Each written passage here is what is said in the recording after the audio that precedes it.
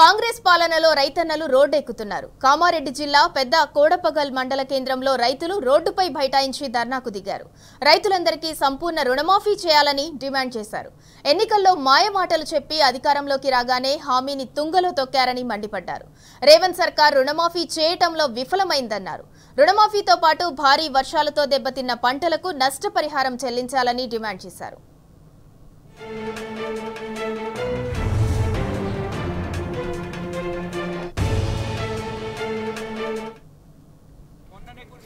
భారీ వర్షాలతోటి రైతులు పంట నష్టపోయినారు.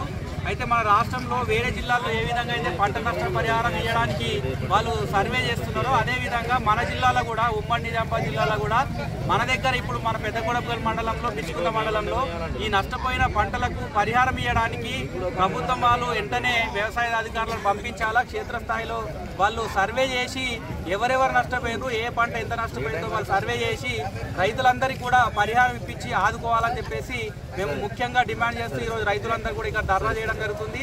అదేవిధంగా రుణమాఫీ రైతులు మన మండలంలో దాదాపు కేవలం 45% మందికి మాత్రమే రుణమాఫీ అయింది. మిగిలిన 50% మందికి కూడా రుణమాఫీ చేయాలని చెప్పేసి రైతులందరి తరఫున డిమాండ్ చేస్తాం. మా 4 ఎకరాలు సార్, ఒక్క దంటు కూడా ఉండలే. మొత్తం పత్తి వర్షాలతోటి చచ్చిపోయింది. చచ్చిపోతే నాకు నష్టపరిహారం కట్టాలని మేము కోరుతున్నాం గవర్నమెంట్కు. ఏంటంటే మాకు ఏంటంటే ఎకరానికి 25-30 వేలు దాకా పెట్టుబడి అయింది. కౌలేమో 40 వేలు అయింది. అది మొత్తం 70-80 వేలు ఖర్చు అయింది. అది మాకు వెంటనే గవర్నమెంట్ నష్టపరిహారం చెల్లించాలని కోరుతున్నాం సార్. ప్రాబ్లం వాటర్తో 10 ఎకరాలు కోలు కొట్టింది, మొత్తం నాశనం పైంది పోయి సార్. ఇప్పుడు మా పరిస్థితి ఎట్లా సార్? మా బతుకు తీరు ఎట్లయితుంది? ఇప్పుడు వాటర్తోని రోగం మొత్తంలో 10 ఎకరాలు కోలు పట్టింది, మొత్తం ఖరాబ్ అయిపోయింది. మా బతుకు తీరు ఆన్ మీద ఉన్నది. ఇప్పుడు చేతికి వచ్చింది పంట, ఇంత కష్టం చేసి చేతికి వచ్చింది పంట పోయింది సార్. 35తో పట్టినాం సార్. ఎకరానికి 35 వేలు ఎంత అవుతుంది దానికి? ఇక మొత్తం ఇప్పుడు పట్టింది ఇప్పుడు 50 దాటిపోయింది సార్, ఎక్క దాటిపోయింది.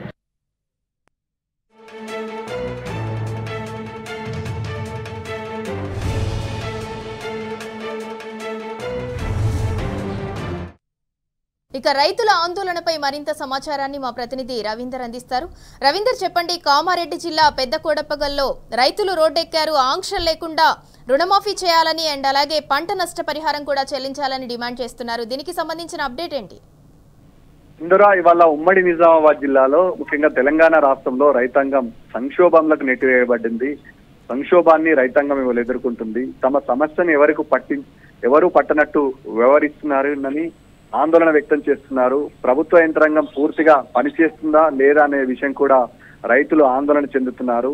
రైతాంగం పూర్తిగా సంక్షోభంలోకి నెట్టుతున్న తరుణంలో రైతులకి భరోసా కల్పించాల్సిన బాధ్యతాయుతమన్న ప్రభుత్వం ఇవాళ తెలంగాణ రాష్ట్రంలో లేదని రైతులు ప్రధానంగా వాపోతున్నారు, ఆందోళన చెందుతున్నారు. గత కొద్ది రోజులుగా ఉమ్మడి నిజామాబాద్ జిల్లాలో భారీ నుంచి అత్యంత భారీ వర్షాలు పడి పొలాలు, మక్క, సోయాబీన్ పంటలతో పాటు ఇతర నగదు ధాన్యాలకు సంబంధించిన పంటలు పూర్తి స్థాయిలో నష్టం వాటిల్లింది.